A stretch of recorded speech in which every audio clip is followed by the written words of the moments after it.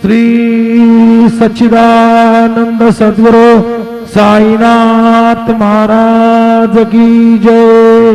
जोडून या कर चरणी ठेविला माथा, परिसावी विनंती माझी पंढरीनाथा।